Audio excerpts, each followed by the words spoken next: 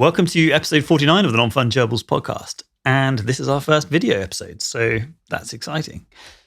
Today we are joined by Anjali Young, who is a remarkable figure in the world of community connection and engagement.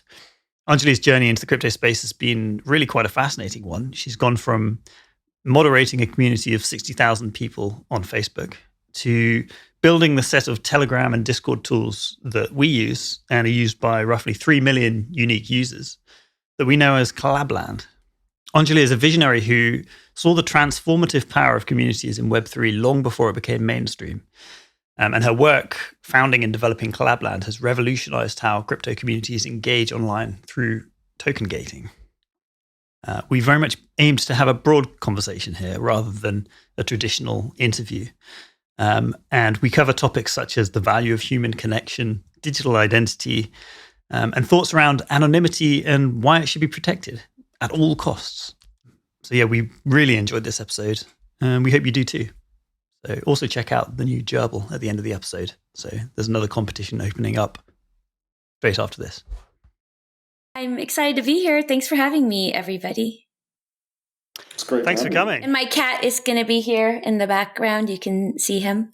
It's the perfect addition. It should be a gerbil, but we'll let you off. I didn't know much about gerbils until I met all of you. Neither did we. Yeah.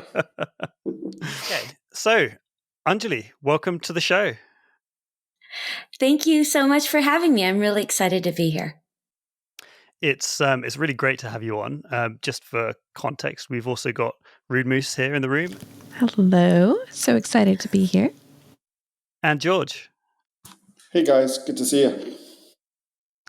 So, Anjali, we met just 2 months ago in London, and you previously met George, but I had never met you, and we met at the Bitcoin Unlimited conference. Unleashed, yeah. We met at the Bitcoin Unleashed conference, and you pulled me straight into a Twitter Spaces with Rude Moose, and then we went out to dinner completely off the cuff, randomly.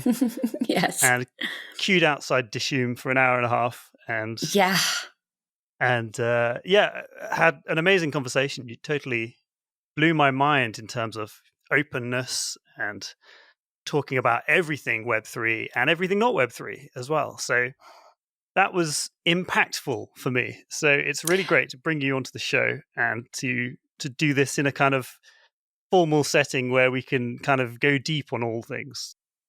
Yeah, thank you. Yeah, I love meeting other people in the space. So it's pretty much like instant friend or instant best friend when I meet other people that are just, in the industry. It just makes me so, so happy. And so when you were open to doing the Twitter Spaces, then after that, I was like, oh, well, he can hang. So let's go out to dinner. All the adventures. Yeah, it was an adventure. I definitely wanted to eat at that restaurant. And I was like, hey, do you want to eat there too? Because everybody in my alpha group has recommended this place. So it was a lot of fun to go. And yeah, it was great. And we did talk about crypto. I don't remember how much, but yeah, we talked about crypto. I think that was the main, context in which we had all other conversations. So that was good. Totally. And you met George in Lisbon, right? Yeah, that was so fun. I had wanted to because I had heard about the t-shirts from Candy, Rude Moose. And so I was like, gosh, I really have to find a way to find this team. And she said, she's had so many positive things to say about you since the beginning of the year. But you were completely foreign to me. And so I went to go look for you. However, I was running a booth, George, by myself. I think I told you that. And so I usually go to conferences alone. I mean, we could talk about that a little bit later, but, so at NFC Lisbon, I actually had a booth, which Luke, I had a booth. So there's really no reason why you couldn't have just come by and said hello. So just saying that definitely was not my fault. And so I went to go find the t-shirt booth. And then, that's when I met George and Orlando. I think I met at that time as well. Your other partner. Yeah. Is that the half? Yeah, my other half in the t-shirt business. Yeah. Yeah. It was a really good event, and you bought by far the best t-shirt that we had available. There was another bestseller which came out of Orlando's creativity, and I think he still outsold me, even though I think my one's better. What? But yeah, the FTX compliance department t-shirt is that's funny. is more popular than some of the others. But you're very kind to have bought one, and it was it was really nice to meet you. Yeah, it was. And I felt a lot of pressure though, when you're like, put one of your NFTs on the t-shirt. I was like, what? Like, this is something that would take multiple days in advance to decide. So like being on the spot, right? Candy, you get it. Like showing up somewhere. Yeah. Like, it's like, which is your favorite? I don't know on what day and what context. And, I'm all the things. So I don't how have do you a do favorite that? anything because that's a big commitment. Yeah, that's Well, true. you just have to buy more than one t-shirt, guys. It's very simple. That's the solution. Yes, that is absolutely the approach I take with most things. I'm like, sure, I'll just take them all, I suppose. I don't have to decide. And also, I don't wear those conference t-shirts very much. So that's part of it too. They need to start, and I guess I should go straight to the source. George, you need some like women cut t-shirts or girl cut t-shirts. Yeah. You're not the first to suggest it. We have it all in the offing. It's coming. But in the early days, I guess it's like, hey, it's a t-shirt. Come on. Bit by bit, we're getting there. Yeah, and I did wear that one. I did wear that one at the airport. You're going to need to get NF tank top as well, and all the other NF blouse. might be pushing it a bit, but I'll definitely get the domain name just in case. Well, I love your pins. I mean, I guess we're off topic now, but I do love your pins, and I have put them on all of my jackets. So those are very cool. Maybe do pins. I don't know. Those are easy to add places. So we don't know how you met Rude Moose, because she is a full-time member of your team. So what's that story? Yes, she is. I get to more be the than a double full-time agent here today. It's a fun role to be in. Oh my God, it's the best. She's not just a full-time member of my team. She is my very good friend. I'm outing her as my very good friend. And so it is definitely more than just being on my team. But of course, she's an incredible member of my team, and I can't believe I ever survived without her. So I'm very happy. But maybe she can tell us. Absolutely. So I met Anjali, gosh, was it maybe 2021, maybe? Whenever Collab.Land started supporting NBA Top Shot. So I was working with Dapper at the time. And so when we were looking at trying to get token gating to create some more custom groups for the cool cats and the teams specifically, that was something that we were looking at token gating. And so Collabland was the obvious answer and needed some custom work done. So I was in a lot of those planning meetings, getting that set up for the community. And so spent, I would say a good year at least working with Anjali on the other side, and then ended up over here now. So that's amazing. The best. A lot of the team over there are really great people, and definitely Candy stood out as one of the great people over there. And I loved it, obviously, that she was a woman over there too, because they do not have many. Most teams in crypto don't have many. And so it was a delight to see her on the calls, even though sometimes she was off camera at Candy. I do remember that. And so but she got my boost. So there's that. That's true.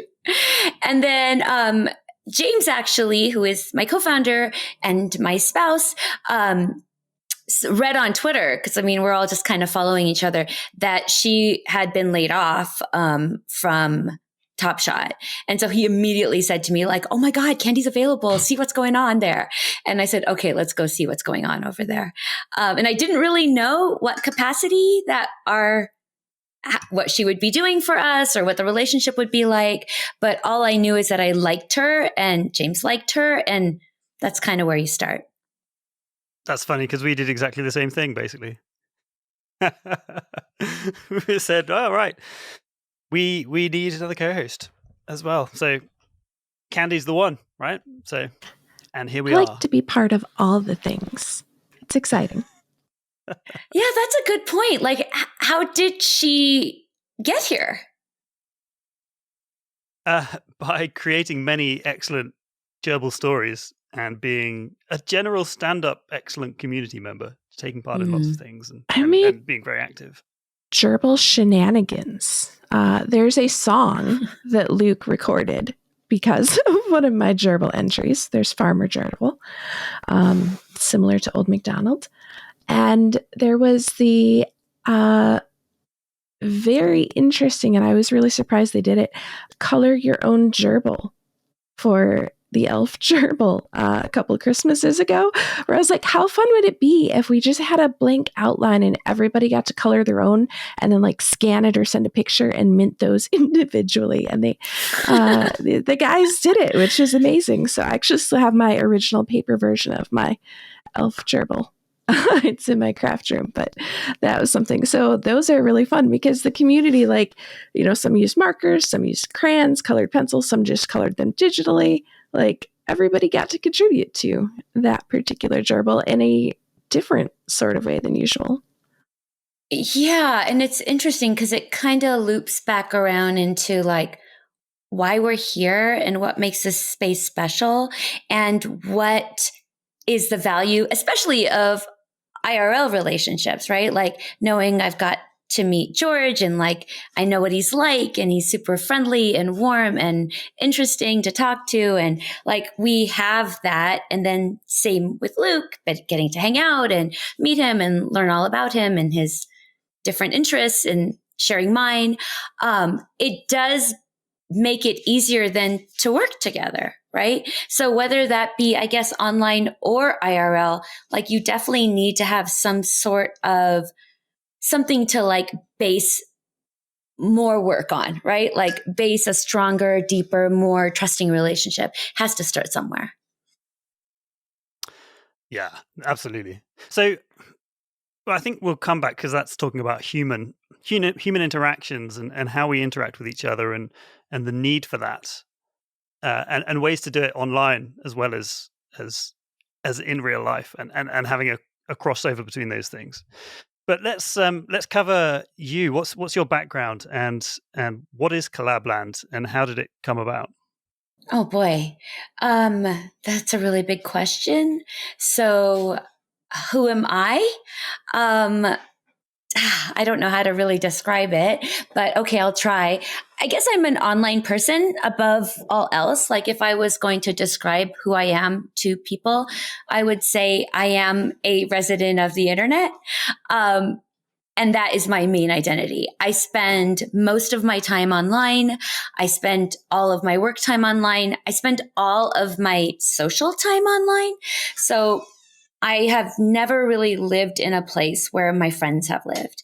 And yet I have very, very close friendships from childhood, from high school, from college, from law school. And we all maintain relationships online. So that's how I would describe myself first and foremost. And I come from a community background. Online communities have really been where I've found my sweet spot. Like over the years, I'm not really a gamer or I'm not creating content. But I have always been a part of online communities and they've been incredibly meaningful into how I shape my life, both personally and professionally.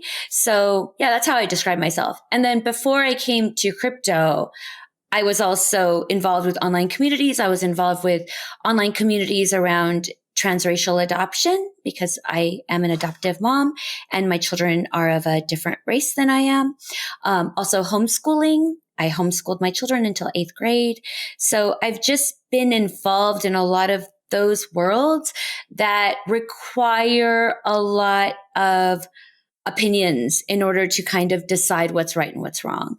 Like there's no right way to homeschool. There's no right way to be a parent, right? Whether adoptive or not. And so being in communities where people are sharing their opinions, including students are sharing their opinions and adoptees are sharing their opinions. Like it's really the group mind needs all the participation from the different parts of the group, right? Of the students and the teachers or the parents and the children. So I've always been involved in those sort of like interdynamic communities and been a modern admin for them. Most recently, the group that I was a mod/admin for was 60,000 people. So big groups with lots of different voices, trying to talk about something pretty sensitive was kind of my sweet spot. And I don't know if you get there on day one, but you get there when you've been a part of online communities for like 30 years. So that's kind of where I come from. And that's how I inform my perspective about crypto as well and what we do at Collabland, which is a community platform for projects to curate the members within their community based on a requirement that they've created. So the communities themselves get to decide what does membership look like for our group, and Collabland facilitates the membership. Yeah, I looked back to when we first implemented Collabland on the Non-Fungibles Discord, and it was the 18th of November, 2020. And we had been waiting for something like this to come along for a while so that we could create a Gerbil Owners Club and we could gate that with our token or with our NFTs. And it was a case of, well, we feel like this is probably going to happen at some point. So we were just, let's wait. And then you did it. And we're like, finally! This is really, the thing we've been waiting really for. Funny. Yeah. Well, number one, you were way early, like earlier than, other than one other NFT community, two other NFT communities, but they were very different, just like yours. They weren't like the 10K PFP projects. None of the early NFT communities were. So there were two other communities before Non-Fungibles that I remember, which was Discord.art, Discord.art, and also Meme, which I don't know if you know Jordan Lyle, but the meme community was also an NFT. It became a bit of an NFT community. They had the meme token, and then they had pineapple points, and then you could buy NFTs with the pineapple points. So it wasn't an NFT community like what we think of today, but it was a community that was using Collabland token gating for utilization of NFTs, but not in the same way, not for gating or for membership. And really Collabland started because of us. Like we had a need, like we had a DAO called the Collab-19 DAO, and it was collecting funds and redistributing funds to people who were affected negatively by COVID. And how do you get all of those people into a group together to chat? And so that's kind of where the problem was. It's like, how do you attach their social online identity to the contents of their wallet and then allow the DAO, because we were thinking of all DAOs, the DAOs to use their own token, the share of the DAO, to decide who gets to join, who doesn't get to join. And then when you sell your token, then that's it. You get kicked out of it. And because we were having these more sensitive conversations around people losing their jobs or people's spouse dying or whatever it was, we felt it was really important to make sure that the right people were in those conversations and there weren't any visitors or tourists or people just looking in because of the sensitivity of the conversations. However, once we did it at this time, May 2020, there weren't that many DAOs. And also, like I mentioned, James, my co-founder and my spouse, he was one of the people that wrote the white paper for Moloch DAO. And so he was very much one of the people that started Metacartel. And so he knew a lot of these people. And so when they saw Collabland, it was a small group. And so when he did it, it was like, oh, we should all use this. And it took off pretty quickly with DAOs, which really were the initial use case for Collabland, to the point where the tagline was DAO Ops. So it was very much a DAO product until until people started using it. In April 2021, that's really when NFT projects started using it in mass. But before that, it was investment groups, like all of the ICO tokens from 2017. Everyone that was still holding those tokens were now joining investment groups for deal flow. And that was DeFi summer. And then it wasn't until like 6 months after that that NFTs came in. And then we had a real like fork in the road, because it was like Collabland now had some funding, right? And it was like, what are we going to do with this money? Because now we have to make a real decision here. And James felt very strongly that we should continue to build up the DAO stack for a few different reasons, but one of which were, this is boring. Token gating isn't that complex. Like, it doesn't interest me anymore. So I want to do harder things. Like, let me do harder things. So that was a challenge, but we got through it. And 2021 and 2022 really were our biggest years in terms of growth with NFT communities. I mean, you nailed that perfectly, didn't you? Because to then be able to have the product there and able to change its focus just as the NFT space went absolutely crazy. Yeah, it was so great, because it personally was extremely exciting. And so I am just enthusiastic. And so when I become enthusiastic about something, it becomes difficult for me to like not think about it anymore. And so with NFTs, they just sparked my imagination, and I could not get enough. And it was before World of Women. And so the only women's project was Fame Ladies. Do you remember that one? No, I don't think so. Oh, Candy, do you remember that one? Yes, the Fame Ladies Society. Yeah, and so Fame Ladies then were outed as being dudes, and there was a lot of women-led projects that were outed as being dudes, which was interesting, right? Because like here, I'd been existing in this space at that point for 3 years as Rude Moose, where I'm very much not a dude, but people assumed I was some dude in flannel and a beard. So there's a lot of interesting happenings in this space regarding that type of identity, and trying to find more exposure for Yeah, I guess when it comes to identity as well, that raises the question about, I don't know, maybe we get back to that later. But it certainly raises the question about anonymity in the space, right? Yeah. I have a lot of opinions about that. So yeah, let's get back to that later.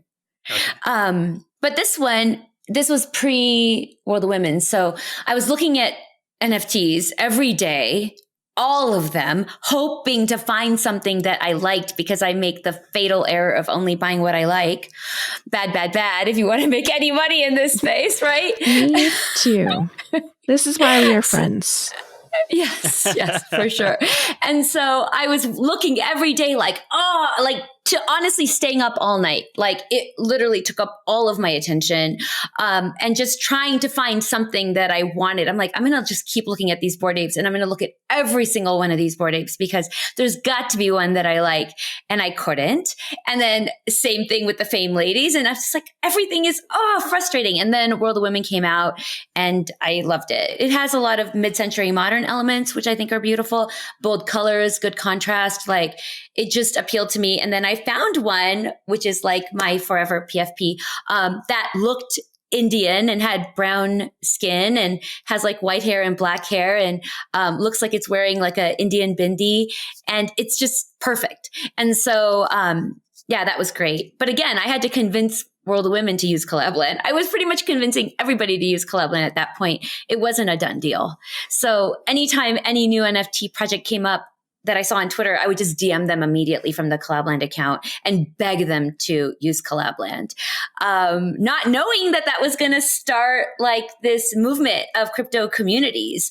Like, I used this fact a lot in the early days. I started speaking, like my first talk was in September of 2021. So it's been a bit, but I remember saying like, Bored Ape launched Mutant Ape, and the only utility that Bored Ape has was you had access to a Collabland community.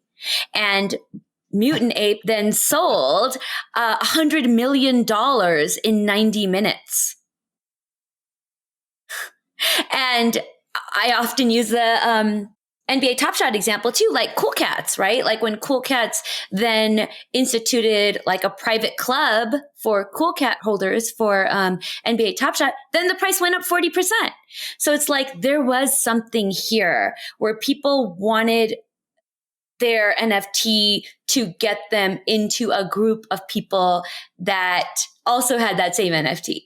Of course, cultures have been built around it now, and they all have very different cultures, and it's so exciting. Like, it's definitely, I don't know, there's so many wonderful things about doing Collabland, but being able to be like at the seat of that is tremendously gratifying and exciting. But yeah, so who knew that's what this was going to turn into? It's very exciting. So you enabled the club element of Bored Ape Yacht Club. Yeah. I mean, they found me. Like, I did not approach Bored Ape Yacht Club. They are the ones that saw Collabland. Just like you said, you wanted a Gerbil Holders Club. Like, they wanted that too. And I don't know, maybe they had already been researching it before they launched their project. I'm not sure. But yeah, they were the first ones to use it. And for me to notice, even though you were using it too, but I noticed that. I'm sorry. But it's something to do with the traction, right? The extra activity, because there's a slight size difference. Slight size a little difference. bit. There's only a couple of orders of magnitude. I mean, gerbils are a little bit smaller than apes, just as general creatures, so it makes sense. That's true too. Of course, makes total sense.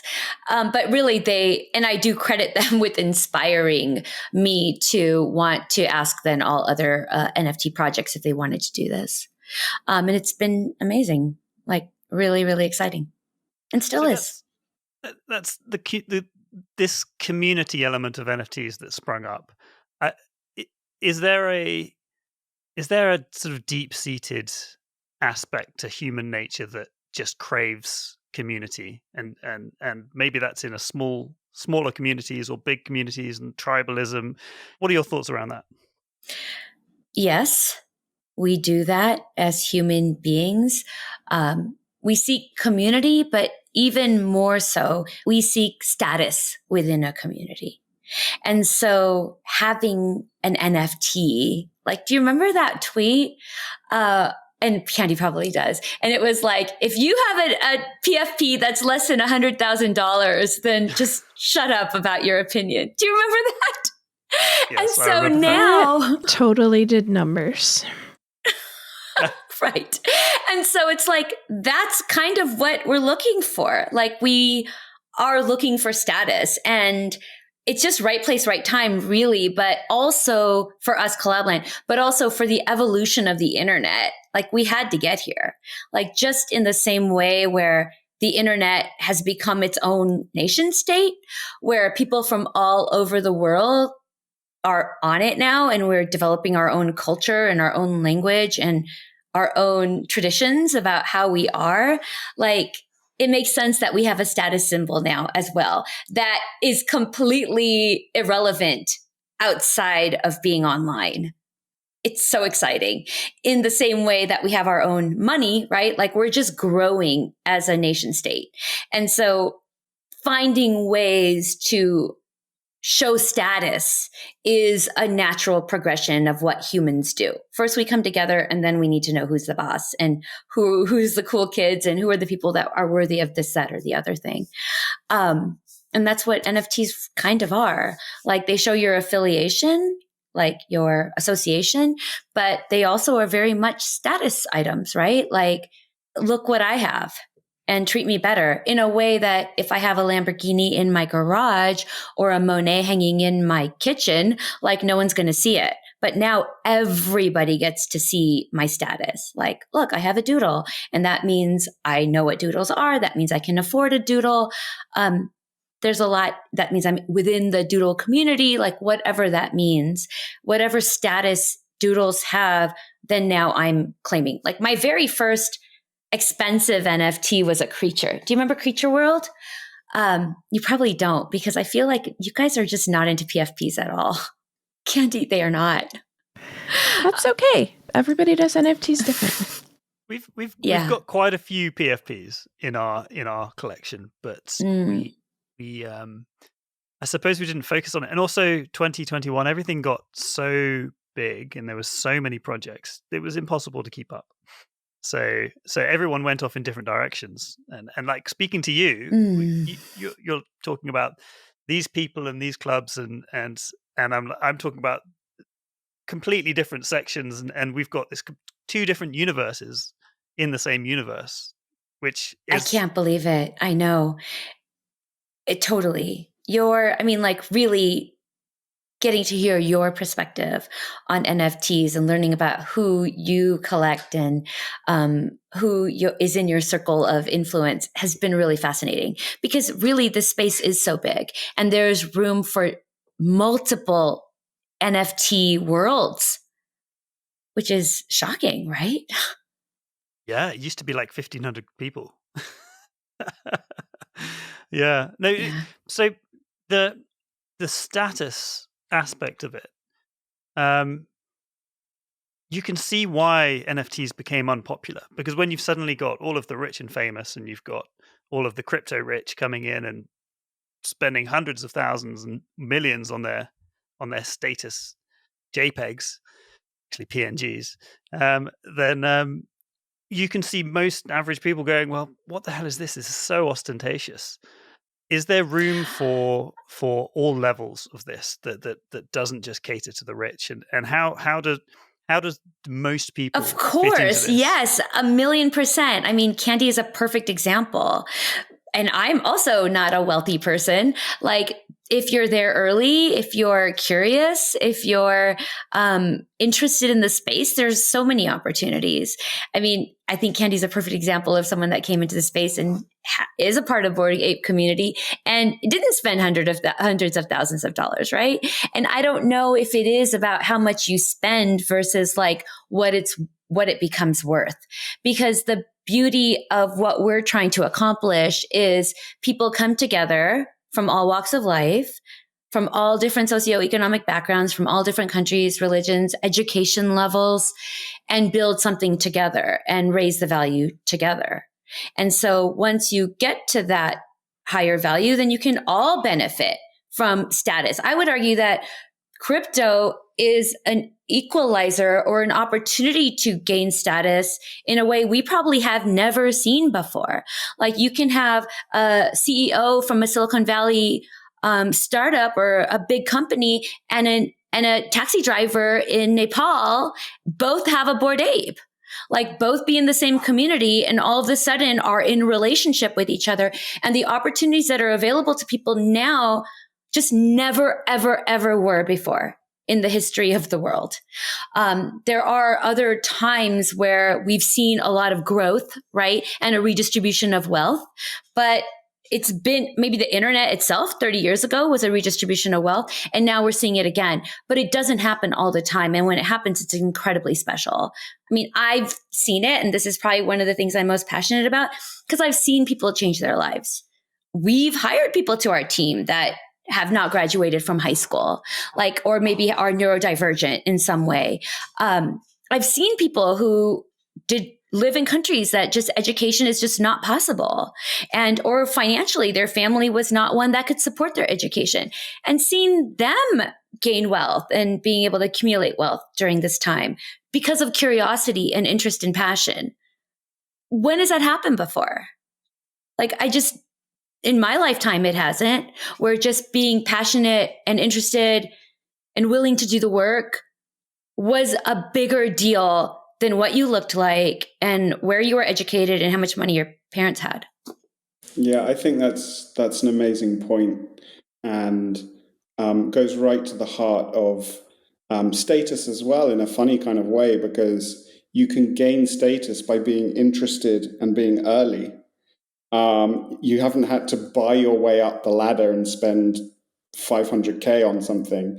You were early, so you have the OG-ness plus the NFT.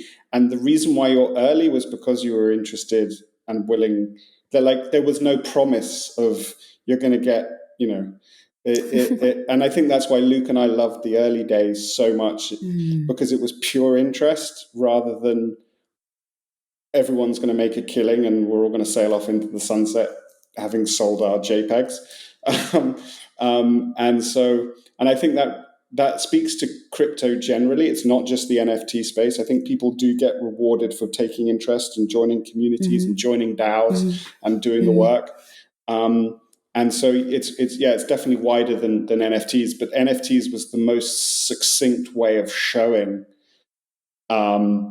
your interest, then your status, then your wealth, depending on how early you were and what projects you like. Yeah, for sure. And it really is fascinating. I mean, we used to call it like back pressure, like people in communities, every time the floor price went up, it's like there's this pressure. Do I sell or do I stay? Like, oh no, what do I do? And so there was a lot of that kind of internal conflict everyone was kind of going through during that time. However, when I was at NFC Lisbon, I met someone who has many, many, many punks, many, and won't sell any of them and is not living the life of someone that you would think has that many punks. So there are still people out there who are here because of the status and here because of the community and are not here to make the money. And I would say Candy and I are probably in that group, in that we buy to keep. And so I'm like, oh, I was going to tell Candy, like, Lil Pudgies are up, like double what we paid for them, but whatever. Which I bought a Lil Pudgy because Anjali was like, we've been doing this fun community matters kind of, theme throughout the Collabland Twitter recently, where we've been using NFTs that we own that also use Collabland for their community. So we're like, helping promote communities, but also, kind of having fun with some of the NFTs that we own. And we're like, we need to get some Pudgies. And Anjali was showing me the one that she got. And so then I ended up looking, and that's how I got a Pudgy. But it's got a mohawk and it has plaid. So it's definitely a win. Yeah, it's really interesting, but it's not everyone's here for the money still. I mean, I would say of all the people who are not here for the money, people in DAOs are not here for the money. Everyone that I have two very distinct circles of people who I am close with in the space, and one of whom is like very much NFT space, like NFT people who I love. I can't wait. I'm going to Art Basel tomorrow, and I'm going to get to see all of my NFT people, which I'm so excited. But on the other side, it's DAO people, and they are like just the most grounded, idealistic, like not financially motivated of all the people you'll meet in crypto. So it's really, there's just all types. There's room for everybody, I'd say. When we released our first episode in August 2019, we went straight to the Web3 summit in Berlin, and on the plane on the way back, George wrote a gerbils application to Moloch DAO, asking for funding. It was. Do you remember? Did you get it? It was so silly. We never sent it, did we, Luke? Oh, that's too bad. I was in a funny mood, and I wrote just whatever came into my head. And I only semi-understood Moloch at the time and what it was trying to do. And so it was somewhat just trying to get attention, and at the same time just trying to lob an application in and see what happened. But we never followed it through. But anyway. We have to find that, because that that I still laugh when I think of it, because the timing and it was kind of a threat from an evil gerbil to pay the gerbil monies, else the gerbils would make dark gerbil DAO. Yeah, it was couched in the way of like, you better give us some money or the gerbils are going to get you. Anyway, I'll go back through various iterations of phones that I have. It'll be on one of them. Nice. Yeah, I wanna read it. And that's so funny that like our paths have crossed in this tangential way with Moloch DAO. That's funny. You guys should have James on at some point. I was just telling Candy that earlier. Like, I think you'd really enjoy the technical part of it, but also, George, if you're into DAOs, he will talk about DAOs. Yeah. Well, our paths cross again because I was an original member of Meta Cartel, so so I owe him a thanks from that regard. Anyway, DAOs are funny things because they really bring up the people who care and who work, and then and there's a strange dynamic there between onlookers and workers. And I think that there's a really interesting experimentation going on as to how to bring people far more active in DAOs. They arrive and they're part of the club, but they need to be incentivized as a whole. And I think the DAO that solves that conundrum. But it's such early days. But I think there's lots of experiments going on. Meta Cartel being the first to really try and work on this dynamic, but yeah, I think and then of course the world of DAOs and NFTs crossed, and there's some really interesting places to be. There's almost sort of too many to think of, but then there are communities that you feel more affiliated with, and those are the ones that you spend most time with, perhaps. The crypto space as a whole is incredibly cyclical, and none more so than the NFT space. And so it'd be really interesting, as someone who gets to see how these communities form and how they change over time. We've obviously had a very difficult time in the NFT world in the last year. And so it'd be really interesting to get your sense of how communities have changed. What are the pros and cons of the tide going out of liquidity? Do people get more creative? Do communities get tighter, or do they break apart? It'd be really interesting to discuss the ebb and flow of the cycles. Yeah, there were a lot of questions in there, but I'll pick one. When you think about a community, it definitely has a life cycle. Right? Like they start, no one knows what they're doing. Especially, I will say, with Collab.Land communities back in 2021. It was just like, let's get everyone in here. We don't know how to do anything.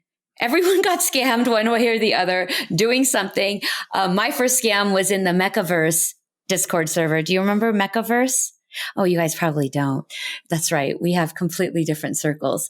But the Mechaverse server, it had 200,000 people in it before mint date. Before the mint, it had 200,000 people in it. Do you remember that one, Candy? The robots? And then I do remember seeing that go down on Twitter. The whole, hype to resolution. Yes. I was not part of that. Those days were very much like no one understood security. No one even understood that there was a need for security. And so it was a bit of a fire hose situation where some people just got kicked out and pushed off the edge of the cliff.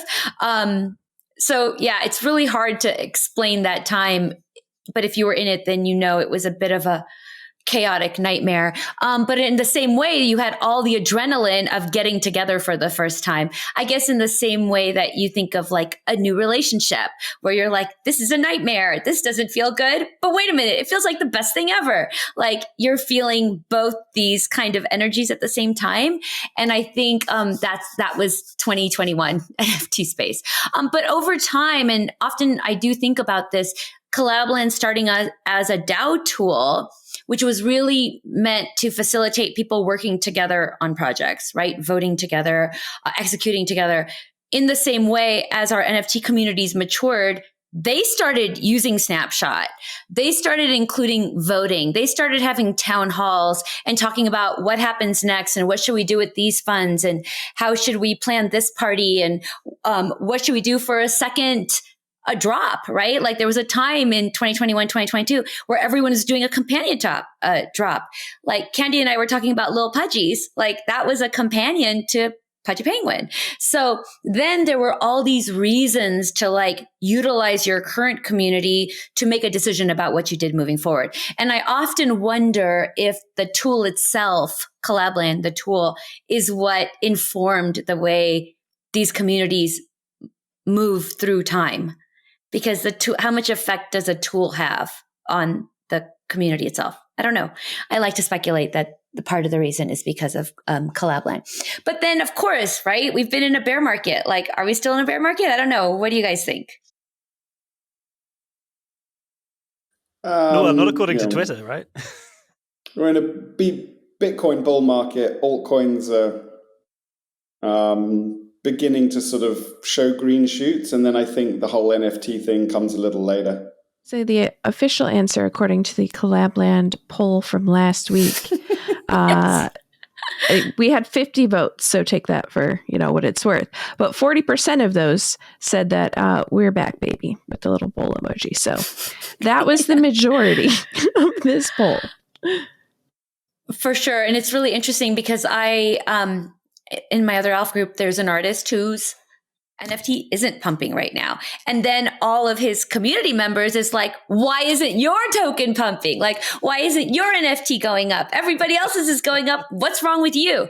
So he's like, oh my God, like it just does not end. So there is an ugly side to community as well, obviously, which is like for creators and artists who are amongst the most sensitive of our humanity, like they're the ones running these communities in direct relationship with the people who are buying their art, when these people didn't just buy it because they loved it, but bought it because they're expecting some sort of financial gain.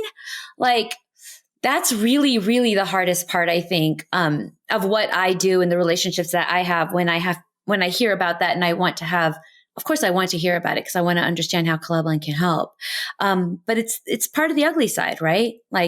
Like you said, George, people are here for money. And that's why Luke and you look back at the early days fondly. Those people are still here, but the noisiest among us are the ones who are like, why can't I make more money? Or I'm mad at you because I could have done this. And instead I believed you. And now I haven't made the money. So that it's definitely an ugly side. Well, it's part of the bear market is that you have all those speculators go away, and I suppose rewards to the people who are there for the experience, or the techies, or the rewarding of the geeks, perhaps it is. Maybe that when those people come back, it drives things up, and they benefit from it. But I suppose on the other side of that, they're also the ones holding to the bitter end. So they're the ones that get wrecked. For sure. The only times I've been wrecked are the times that I sold. Like if I had just held, I would be in a much better position today. And I wish I hadn't sold, but I did. And I didn't have enough conviction. It was Solana, by the way. I should not have sold Solana. So damn it, Solana. And I'm actually speaking at a Solana event at our Basel. So yay, Solana. I was an idiot. So I would definitely, I shouldn't, but everywhere else I didn't sell. And I rebought during the bear market, right? Like you said, that's when the air goes out and everything is low. I mean, I was able to get cool cats at half a ETH. Like, what? Like, that's awesome. Like, I'm so excited about that. I would have never been able to afford getting into Cool Cats before. Other ones, doodles, like I bought and sold because I was too scared to hold it. It was too expensive and I was worried I was going to lose it. But then I was able to rebuy in the bear market. So yeah, there were lots of conviction buys for people in the bear market. And as far as the speculators leaving the space, yeah, good riddance. It was great. I was definitely much happier, and possibly because it didn't necessarily affect Collabland. Like with Collabland, even though the number of new communities that were being created slowed down, the number of people joining communities continued to go up. And so Collabland has been able to maintain its membership. And yeah, we did not have a slowdown during the bear market. And even these communities that I mentioned all have gained members. Like all of these blue chip communities of 2021 have continued to add members during the bear market. People like me who couldn't afford before. So community like became kind of a buzzword, right? 2021, 2022, where people just got like sick of it. But from our perspective, like it's been the one thing that's sustained, I guess DeFi too, but community has sustained and will sustain. And if we go back around to your original question of like, why do we do it? We've always done it. We do it for safety and security because, you know, I think back to like my ancestors, like they traveled in groups for security, and that's what we do. And then also for identity, you need to be able to identify who you are and what you believe and where you come from. And so in our world, we can do that with crypto communities.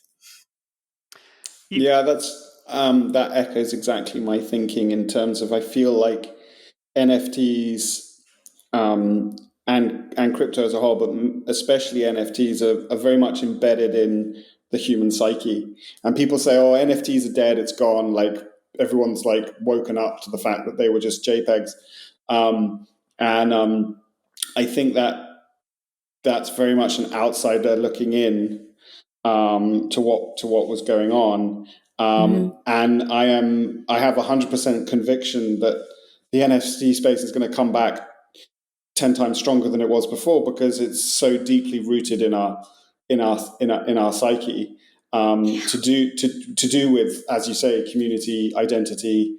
I often, when people ask about NFTs, I often somewhat flippantly describe them, if they are like fully outsiders who just don't get it, I call them digital Lambos because they understand the Lamborghini thing as like to do with, you know, people meet up on weekends with their supercars, right? And they take pictures of their cars and hang out. And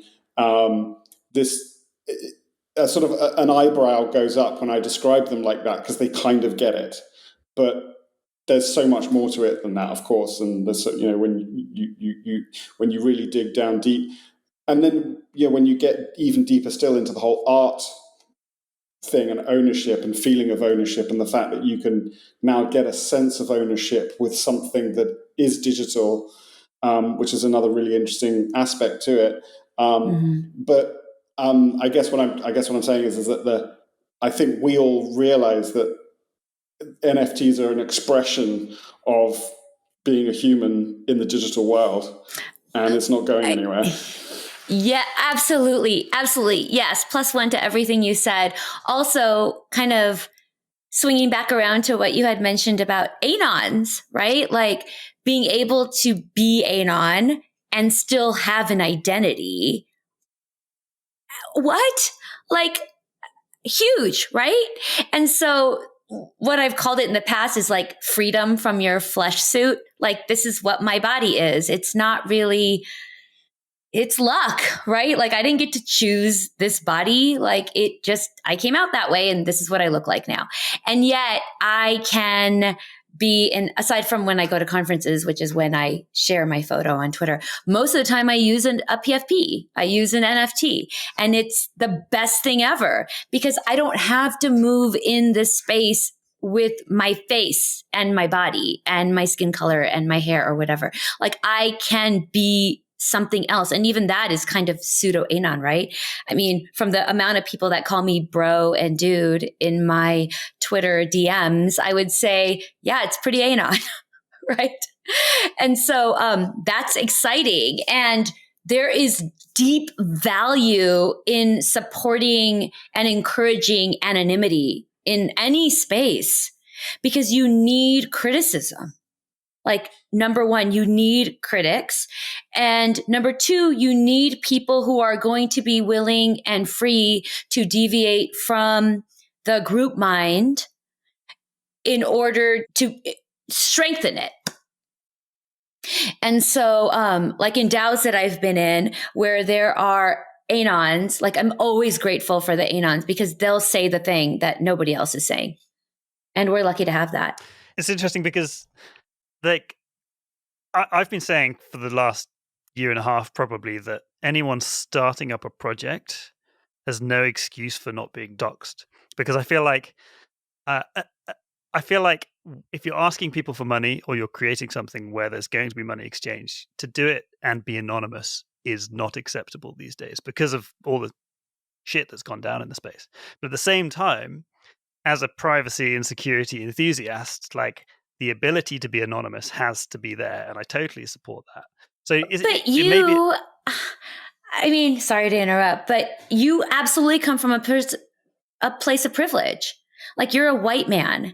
Like, there's no reason for you to think about why or why not someone should be doxxed.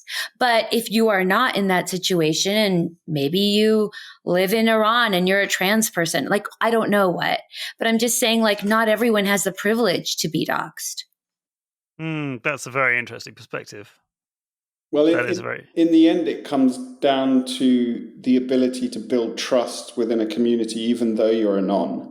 And I think that it becomes very complicated because there are naive people who come into places who don't understand what trust levels there are, and they look to other people. In the early days of crypto, there wasn't a single developer who put their real name to anything, ever. Mm-hmm. And it was a very emergent thing that people started putting their real names to things because it gave it a sense of realness, I guess. But so it is a very difficult. It's a really difficult part of crypto because there are positives and negatives to it. Just like holding your own coins or putting it in an exchange. Across the whole crypto space are these unusual dynamics where there are major pros and cons, like just permissionless open source protocols. Anyone can build on it. Well, that's great, but it also means that anyone can build on it. That anyone can build on it, right? And so it's a gigantic melting pot of different people doing different things with different aims, and really it all comes down to trust and how to build trust. And I'm sure that there are people who, as you say, in DAOs who are anonymous, who have built trust within the DAO because they're there 24/7 working their asses off and making stuff happen. And so it really, like everything in crypto, it comes down to our own decision making. And there is no nanny state here. Like if you've been duped, you've been duped. And I'm sorry, we should do everything we can to try and stamp it out technologically. We should find ways to give people a much better interface so as to understand what they're doing and not fall prey to various things. Like, but in the end, it's kind of on us as individuals. It really is. And that comes with responsibility. Like, when you are willing to take on more responsibility over your money, and you can lose not just what the bank allows you to lose, but everything, then you have to, that comes with being an adult about all of this. No one's going to handhold you. You can continue in the traditional system where you only get to remove $1,000 a day, or you can come here and you could lose $50,000 in 1 second. Like, what do you want and how do you want to do it?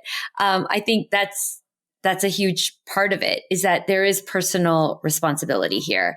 And that's what we're asking people to do. We're asking people to take that on. And how many of us can? Not all of us, right? It's a strange side point, but I was talking about this with someone the other day. It's like, we've done it throughout human history. because it's only just recently that you put your money in the bank. Like, why are metal detectors pulling up pots of gold all the time and finding stuff buried in the ground? It's because right. It's because we've been having to self-custody since forever until this sort of modern fiat system, which is essentially IOUs, and we're in this strange period in crypto where we're in this kind of crossroads of IOUs and self-custody, and that it's going to be really interesting to see it change, and that's why DeFi is so important, and obviously why people looking after their creating the technology that allows people to look after their stuff properly without being scanned. And I think it's important that we do look back through history, especially as crypto heads, to understand this should be innate to what we do, and we've sort of forgotten how everything used to be, and we need to go back in that direction to some degree. But anyway, I find it a fascinating correlation there.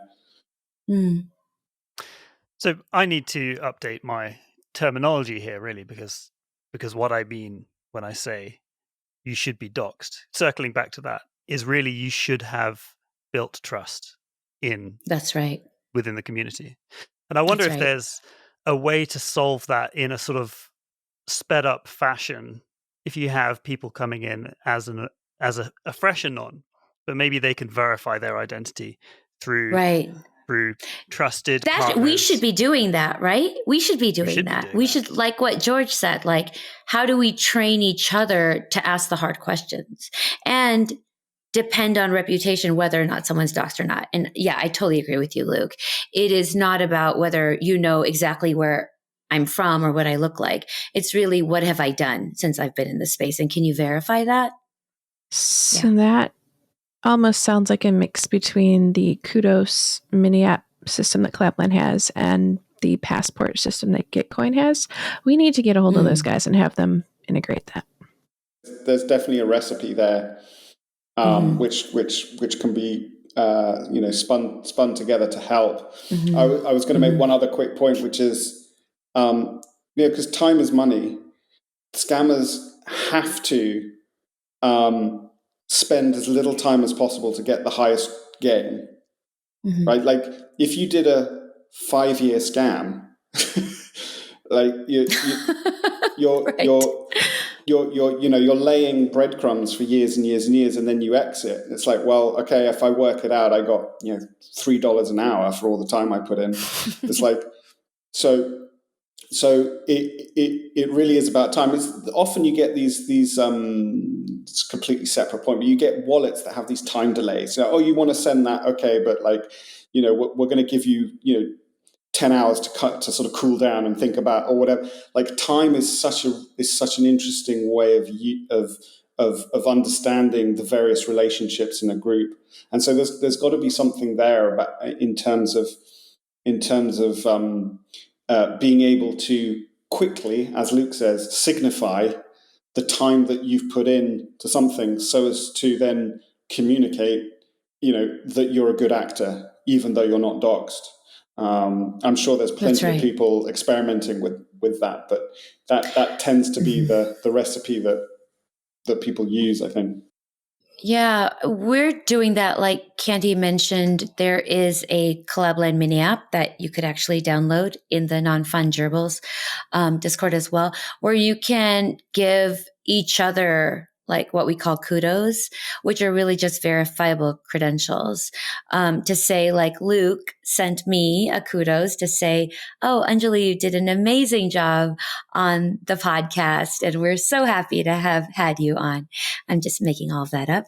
And so then it's like, in the future, if I want to be a guest on another podcast, I don't need to call Luke. Maybe Luke and I are just like, done. Politically, we've just gone in opposite directions, and now we hate each other, and just, it's awful. However, I'm able to then prove in the future. Like, look, here's my verifiable credential. It's encrypted.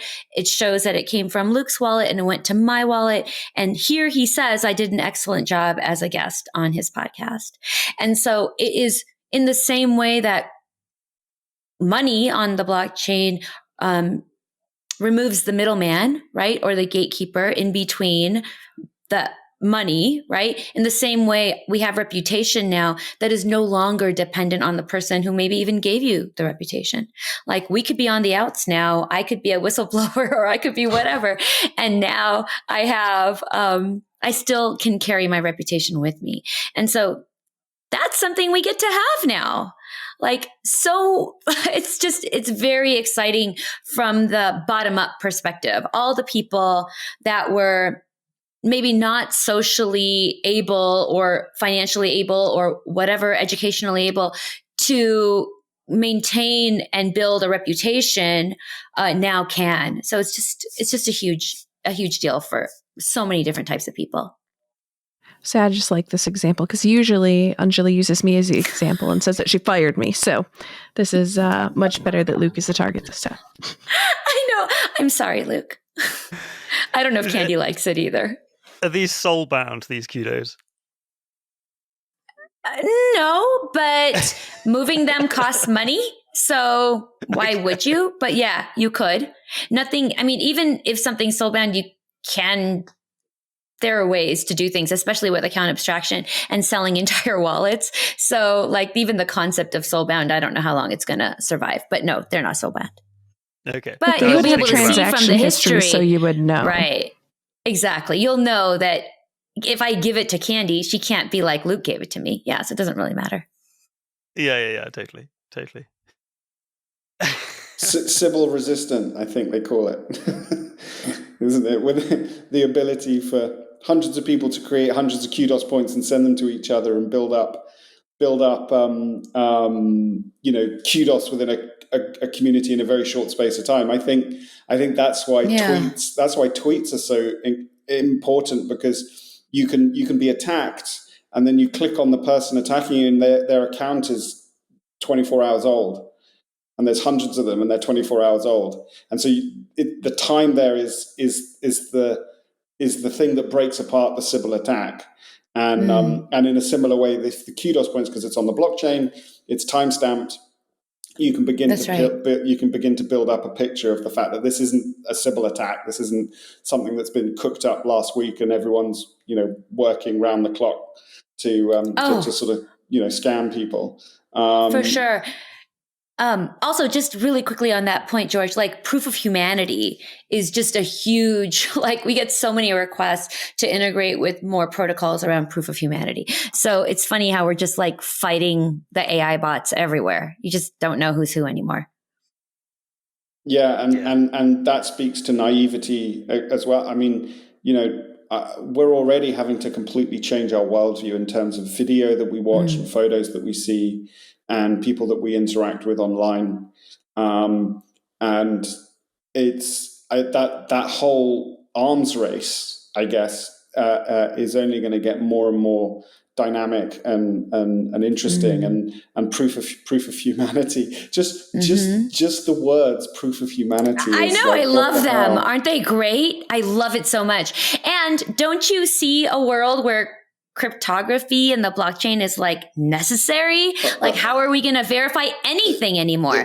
They just have to go hand in hand. It's completely hand in hand. For sure. And therein lies the potentially the retort to someone who goes, "Oh, it's not real money." It's like, well, here's a use case that's got nothing to do with money at all. That's right. Is probably going to be the biggest use case we can imagine. There are already some fairly large camera companies who are trying to produce AI resistant photos that timestamp photos in particular ways. And if you don't have a blockchain involved, then anyone who's in blockchain is like, well, what are you doing? Right. Well, even voting fraud, like in the US, there's so much like voter fraud. There isn't so much voter fraud, but that's argued a lot that there's all this voter fraud. Yeah. And it's like voting is just such an easy way to start using the blockchain too. And there's so many more. Yeah, it's inevitable. We all know it. We're all believers.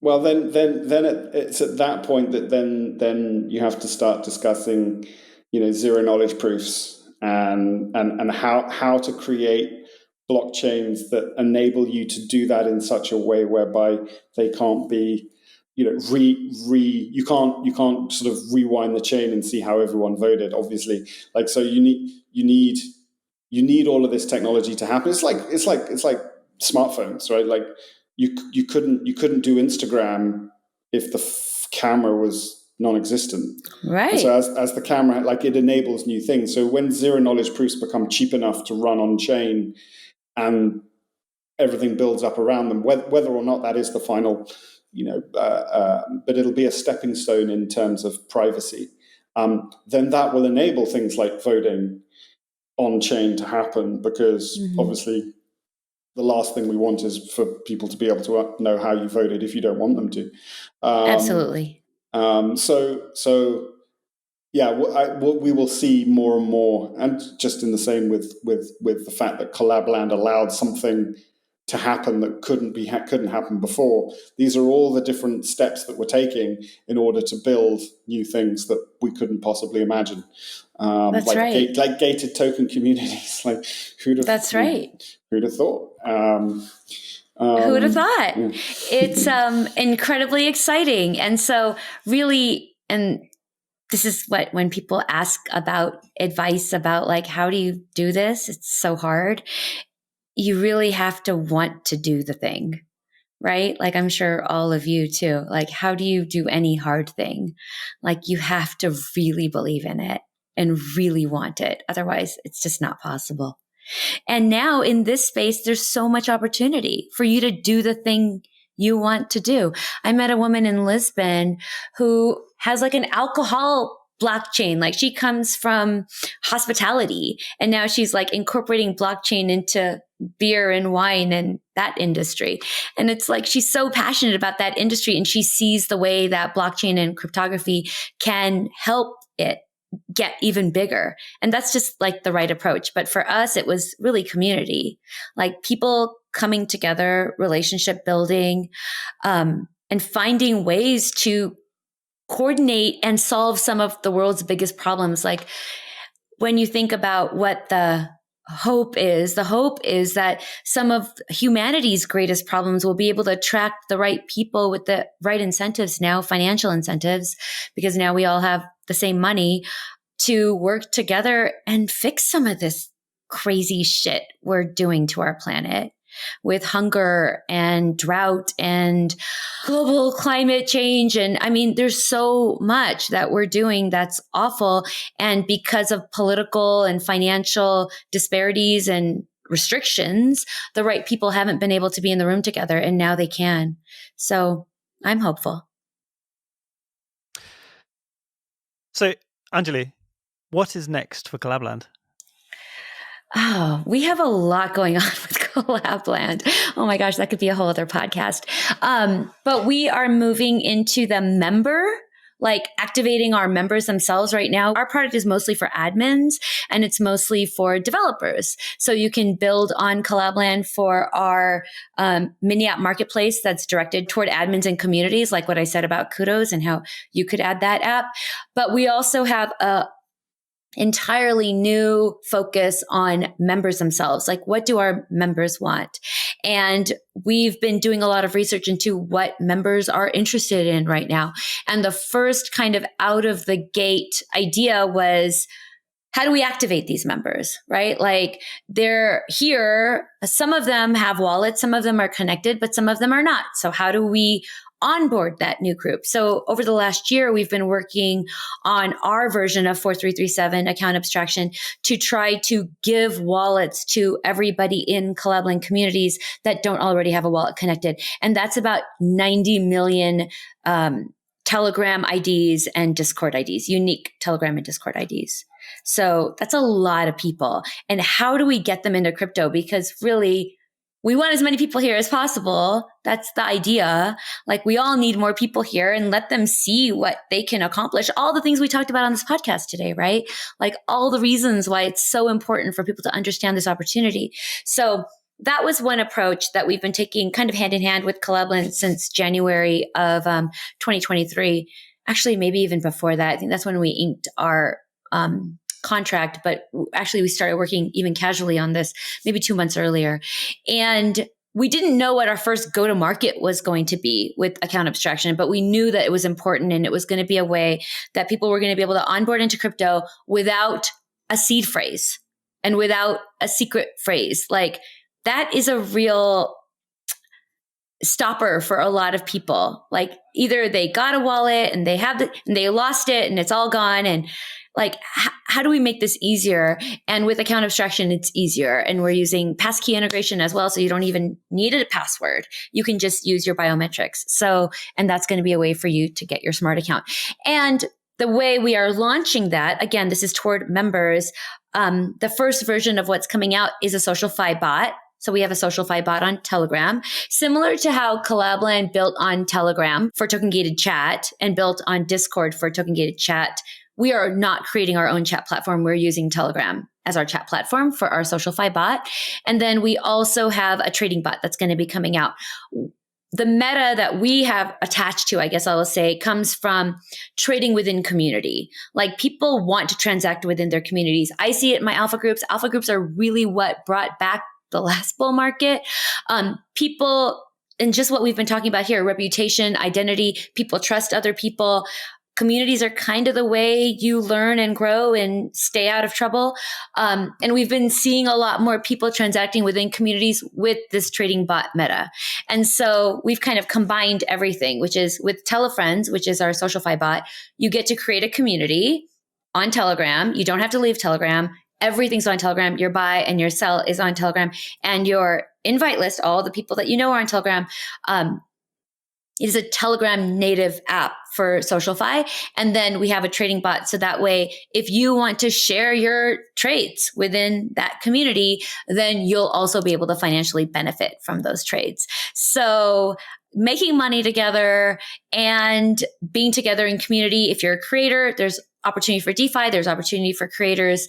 There's just a lot going on. However, the basic fundamental story is transact with your friends, transact within a community, and let's just make it as easy as possible. That sounds like it'd be really useful for in real life events as well, because of Telegram and the way that people use Telegram at conferences, because it's... Yeah, that's right. It's so good because you don't have to share your phone number. Will you be able to send NFTs via these bots as well? Absolutely. Yes. Any tokens. Any tokens. And eventually it'll be cross-chain as well. So, yeah. Yeah, that sounds awesome.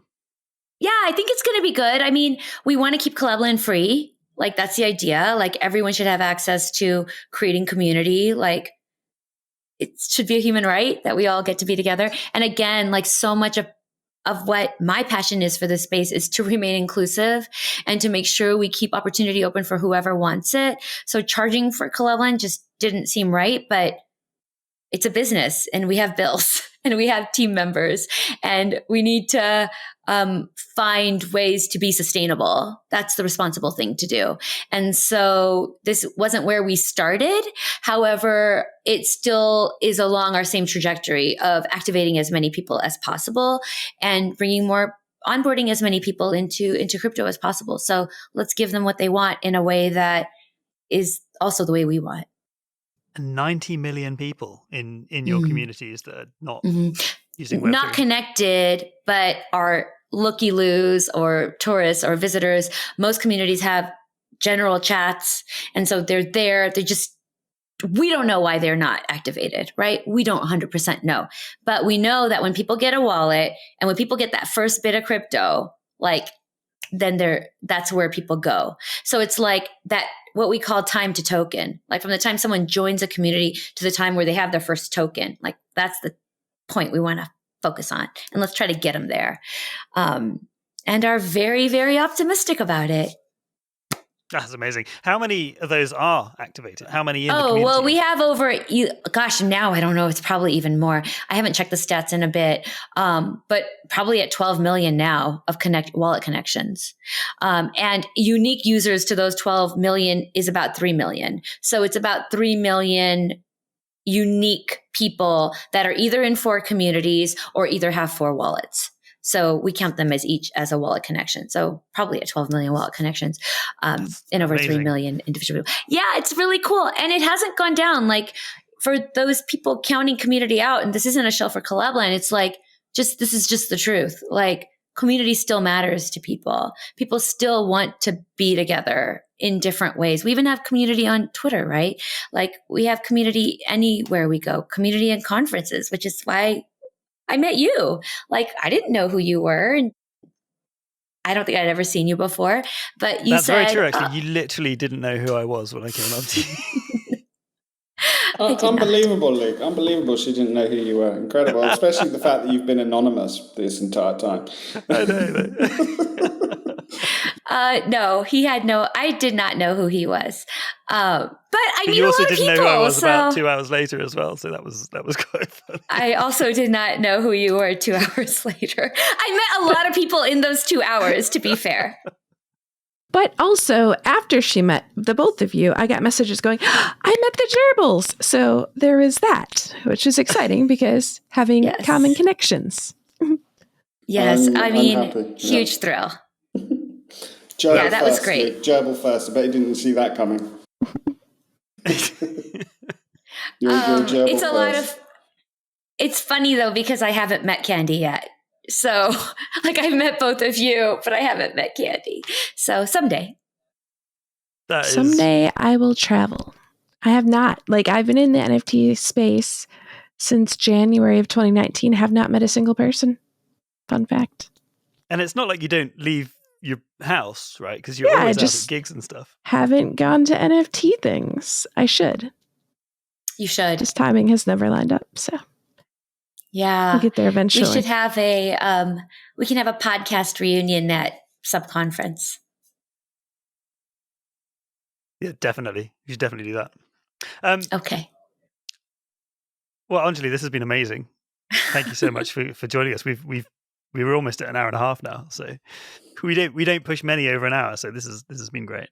It's been a great conversation. We've touched on lots of important topics, and I think all our listeners will understand exactly the role Collabland has to play previously and going into the future, because to be able to provide community through a technical product is very cool. And I think there isn't anyone in the NFT space that, one, doesn't get it, and two, isn't thankful that that's part of the infrastructure. Yeah, it's been really wonderful. I'm incredibly grateful for this position and all of the well wishes that I get to be the recipient of when I'm out, because it's truly my team, and including Candy and everyone on the team, that just makes it so easy for me to go out and take all the credit. But it's truly a team of service people who care deeply about the space, passionate about the space, active in the space, and love the space and put in all of their heart into it every single day. So I'm so grateful for my team. Before you go, very by chance, it's our 5-year birthday today. And this is a birthday that we didn't even know existed, because it was only because Twitter pinged a notification this morning saying, nice. You registered your account 5 years ago, share it with everyone. Like, oh, wow. This was the day that George and I had our big brainstorm about non-fungibles and got really excited and registered the name on Twitter and the domain and all of that stuff. And we didn't even know that this existed as a date. So it's so awesome. I love it. I saw that first thing this morning. I was like, what? How can this be? Like, you hadn't mentioned it. And so I wasn't expecting it, but how fun to be able to be here and celebrate with all three of you. Like, congratulations. This is a huge, huge deal. I mean, I was talking about it this morning. Yeah, you should make cupcakes. But it's a huge deal. It's a huge, huge feat. And yeah, it's just, you should really be super proud of yourself. So kudos to all of you. I was thinking about announcing the next gerbil, because we've actually done quite a few in succession now. But maybe we could do the OG gerbil, or the original gerbil. And it's a bizarre concept, the whole OG thing, right? Because there's the side that is like, oh yeah, we're the OGs, or you're the OGs, and what does that even mean? Like, what are your thoughts around OGism and the term OG? Gosh, good question. That's a good question. I don't know. And actually, I did answer a similar question at NFC Lisbon. This question actually came up over OGs. So I don't know if you remember that, George, but there was these boxing match panels. Do you remember those? Were you at those? I was on one of them. I don't know. I guess our paths crossed a few times. Yeah. And the question was like, it was like OGs versus newbies or something like that. And who's better? And how do you define OGs? And the way I was defining OGs is people that are holding true to the values of why we are here. Like, if you believe in decentralization and permissionlessness and really, truly anonymity and the value of anonymity, wanting to keep opportunity open for people, believe in money that should be, the price of the money should be determined by the holders and not determined by the government, like not having our money used to fund wars and death and violence, like all the real original reasons why people got into this space. Like, if that is a value that you hold, then I think that makes you OG. Like, I don't know. I hate the whole, like, I've been in it. Because, everyone does that, right? The minute you meet anybody, they're like, I've been in it since 2016. I've been in it. I've heard the craziest thing. There's OGs from 2023 now, so. Right. Or like, I've been in DAOs since 2017. I'm like, you've been in DAOs since 2017? Okay, cool. Like, you just hear all kinds of random stuff, right? And people always want to like bring their date out to kind of show it off to you. And I don't know, I just find that kind of repulsive. So I say, if you hold on to the values, then you get to be OG. That's a great response. I entirely concur. George, you've been agreeing with me a lot today. I like it. Well, I'm the oldest OG in crypto, so the fact that I haven't told you that shows that I'm not repulsive, right? You're not repulsive, no. Hey, but I am definitely, however, I am definitely the oldest person in this room right now.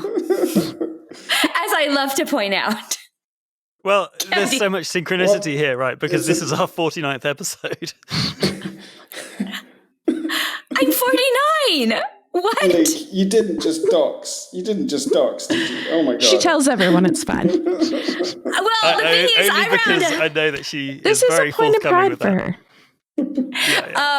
I usually round up to 50. So I guess I am 49. Yeah, I am 49. Wow. I haven't said I'm 49 this whole year. I've just been rounding up to 50. Yeah, I'm 49. And this is the 49th episode. Amazing. I love it. And it's your 5th birthday. Like, this is just a lot of serendipity here. Yeah. And I don't know. Great. Well, okay. Well, so the OG gerbil, right? I think that maybe you're going to have to come back and read out some of those entries on the next podcast.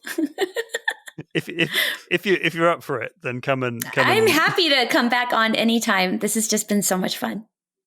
Yeah, that'd be awesome. That would be awesome. Well, thank you so much. This has been a great conversation. Yeah, I'm sad it's over. I guess that means it was good. Well, we'll see you next time. See you next episode, right? I'll see you in meetings later. But. Oh.